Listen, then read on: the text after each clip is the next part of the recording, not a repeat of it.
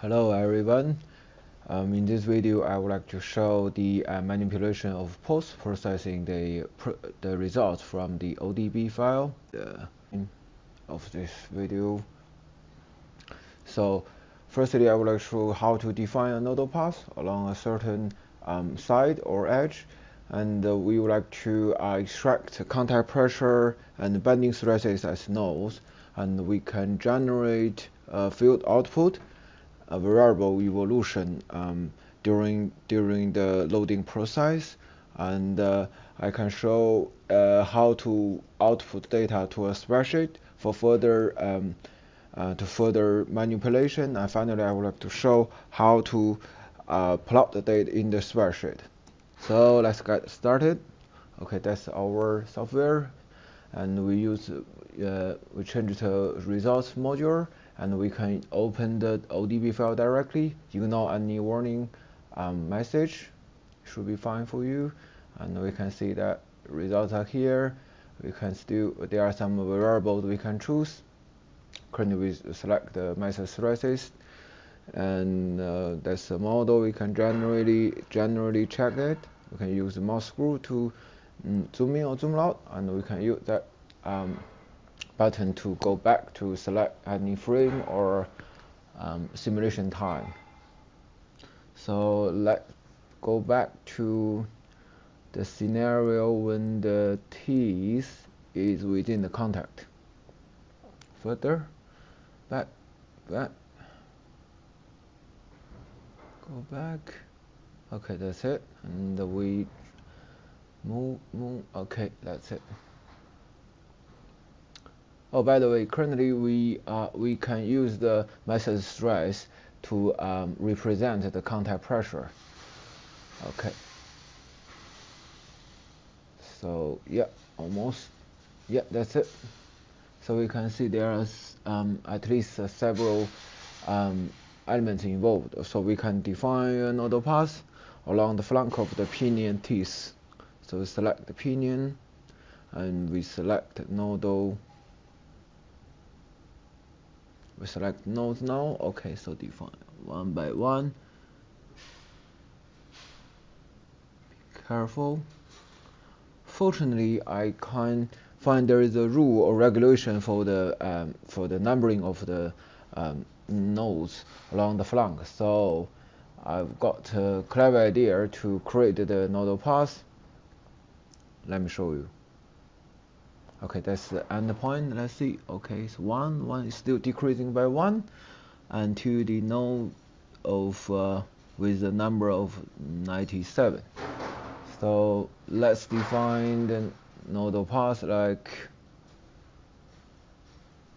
Okay, we remove that one. We just keep that one. So it's basically we can define that way in an array, decreasing way. So we just select that one.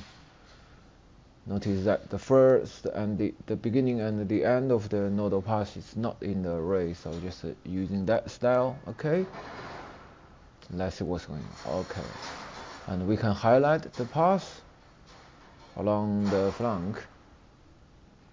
Okay, that's it. Okay, that's it. Looks nice. Okay,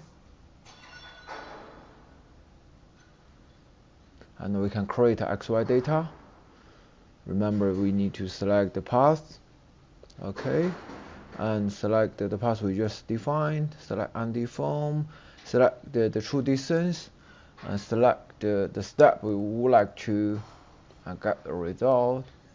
I will select the current one. Let's see what's going on. We select the method stress. Okay, we can see that there is a very obvious peak, but actually there are more nodes involved. Okay, we can see there are more. Okay, so actually we are happy with the current mesh size. So we can save as, because it's currently the 30th increment. We can save as increment 30. Oh, sorry, the name is wrong, so we can correct it afterward anyway. So one by one, we can select the non-zero stresses. Let's go back. Okay, so next one is 32. Let's do the increment 32. And one by one, until the contact pressure decreases to 0. Okay, so it's going down. It's only 400 megapascal. So next one is 45. It's almost 0. So let's stop. So increment 46. That's it. Okay. And yeah, you can save them. And here, okay, let's go back to the tip of the teeth. So let's stop. And we can plot all of them. Use your shift. Plot them. Okay, there are some. And here we can see the profile of the contact pressure along the flank of the pinion at different increment, actually the simulation time. So we can output the data, select all of them, use that up, uncheck the unpath2 file and select the file you want, select the position of your file and name it whatever you want. Let's say flank contact stress.dat. Okay, and let's save it. Go back. Okay, select OK, and check what's going on in the output data. I said there, and use Notepad to open that one. Okay, it looks a bit messed up, but I will show you how to output all of the raw data to a spreadsheet. So next step, we need to require the bending stress at the nose of the fillet of the pinion. Okay, let's currently I'm using the maximum principal stress, which represents the bending stress effectively in this model. Okay, let's see what's going on here. Okay, that's the fillet. Similarly, we need to define a nodal path along the fillet. So we create. So we can delete all of the data since we have saved them. So we create that one to define. Okay, so we call it fillet and select the pinion as well. So we just zoom in to see the nodes along the fillet. Okay, so 1. So let's see the number whether we are lucky enough. Okay, so it seems we are lucky, but unfortunately the fillet is composed by two segments. So you see there is 96. So unfortunately we cannot use smart weight directly, but let's see what's going on. Select, be careful until the end of the fillet. We can use the stress, whether it's larger than 0 or not, as a criterion to judge whether it's the end of the fillet that's going on. Almost done. Okay, 95, that's at the end. Okay. Okay, so okay, that's fine, roughly.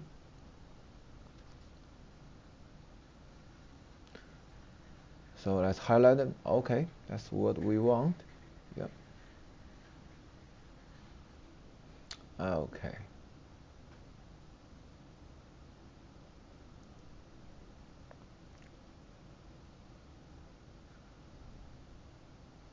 Oh, let's call it root, because it's at the root of the teeth. So we create the path output as well. Yeah, select root, and we can keep that one. Yeah, we plot the maximum principal stress. Let's see. In this step, okay, we plot it. Okay, there are some values here. Okay.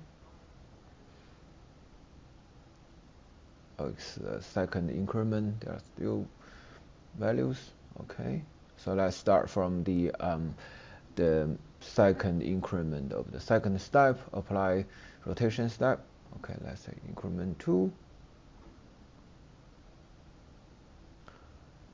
Similarly, we need to record all of the data until the maximum principal threads goes 0.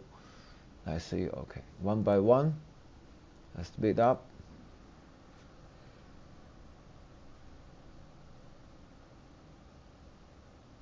Okay, let's see. Okay, the binding thread is going down as 100. So almost done. Let's see, 52 increment. Okay, 45, almost done. Okay, let's see. Okay, it's almost 0 effectively. So, okay. Apply plot. Okay, it's 0. Let's save it. Okay, construction complete. Okay, let's save it. Let's plot them together. Okay, that's the profile of all of the the bending threads as a fillet for different increments. So similarly, we need to save them. Use your shift, and remember to save another data. Okay, data file. Let's say root. And remember your file path. Unchecked append to file that option. It would override it. Okay, that's it. Select that one, single table for all XY data. So make it clear. Select OK. So let's see, where is it? Open that one. Okay, so that's the data. They are massive. Okay, but we need to output to that one. I will show you shortly how to output the raw data. Okay, Control A to select all of them, and create a new spreadsheet. Yeah, name it contact something. Okay, open that one. Use that one to use paste, but not use text import. Okay, use that option. Next, use space as delimiter. Next, and finish. Ooh, looks nice, really nice. Okay, delete the blank row or column. Let's see, it's as the coordinate of the nodes along the flank, and that's the contact pressure of that node at different instance. We can select all of them. Insert. We can scatter. Okay, it's generally that's the general profile of the contact pressure evolution of different nodes. We can change the title. We can add something to. Okay, I will show you how to plot the data now. Okay, let's open the contact. And the first one is the third. It's actually the coordinates of the nodes, and the row shows the increment time. Okay, let's select all of them as I shown just now. Okay, select all of them. Insert the scatter with curves. Okay, that's similar. And let's shrink the axial. Sorry, let's shrink the bounds. For example, 12 here.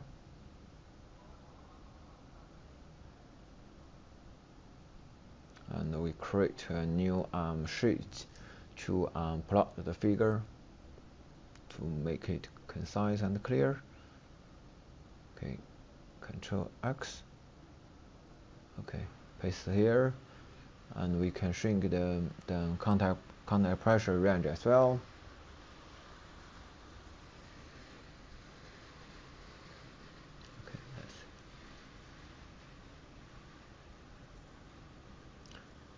Okay, we can do some makeups to the figure. Can move the legends to the right of the figure. Okay, this looks better. And yep, and that's the pressure. That's the pressure profile of the nose along the flank. We can change the title to contact pressure. We can change the name of each series. For example, I can change the first one as node 1 because each of the series represent the instant. Increment 24. Okay. Yep. So the maximum pressure at each increment, we can plot that profile as well, but it's your job. Okay, but remember we need to emphasize that the y-axis is definitely the contact pressure. Oh, I made a mistake there for the spelling, but for more importantly, the x-axis stands for the coordinates of the nodes along the flank, not the instance. So if we would like to plot the roll angle, we need to convert, but we need to refer to another document which will be provided. Don't worry. Okay, that's it. Roughly, I'm quite sure you can make it better. Look much nicer than my operation. Let's save it roughly, and okay, the profile is looking roughly like what I have expected. Okay, let's go to the bending moment. Oh, we could ask for the maximum contact pressure at each instant. We can use the max function or formula in the built-in Excel. Okay, select the range. I'll select the one, drag it to apply to all columns. Okay, and we can plot them as well. Save, don't forget save. Similarly, and we can select the range of the data. So the XY currently is all of the time, the simulation time.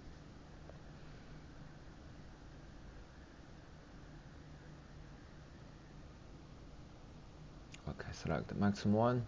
Okay, it doesn't look very nice because there are some peaks due to the sudden involvement of the contact or the at the early stage of the contact is establishment. So we need to remove them. We can shrink them. We can constrain the range of the time. For example, 12. Let's see. Okay, this still a peak. Maybe we can further. 13. No. 14. Yeah. And we can shrink the maximum. Oh no, we shouldn't select the major. We should change the bounds. It doesn't affect. Yeah. No, that's not what I want. Change the maximum of the bound. Please. Yeah, that's it. Yeah, that's roughly fine. And we can further refine it.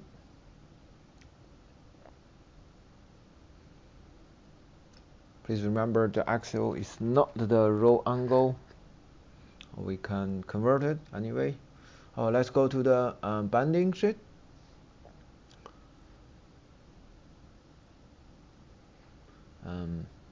Okay, let's rename it row or row data. and create a new sheet to call it feed. Okay, we can plot them here. Okay, and we can plot. Currently, we would like to plot the binding stress at different nodes during the gear contact evolution. Let's see how can we do that. Okay, we can name it time for that row, and we create new figure, select scatter, select data, and select that series. So it's the x-axis should be the time, and copy that one to make it easier to finish. Is the third for the y data is the third row. Okay, let's open that. Okay, edit. Let's name it as node 1 or something.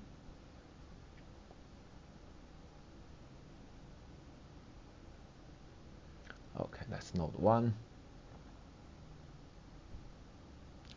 Oh, the chart type doesn't fit, so let's add the curve as well. Change the chart type to that one. Okay, perfect. Okay, let's select all of the nodes involved. Node 2 or speed up from the first to the end. So okay, and including some makeups. So construction complete roughly. Currently I'm showing only seven of them, but I'm quite sure you can make it. Okay, let's go to the summary of this video. So in this video, I have shown the operations with a completed job. If you have more questions, go back to check video 3 if you have some problem with the job submission, etc. And now we should be able to extract the desired variable from the ODB file, and different position, different time. Okay, that's the end of all of the videos here, and feel free to contact me. Thanks for watching. Good luck.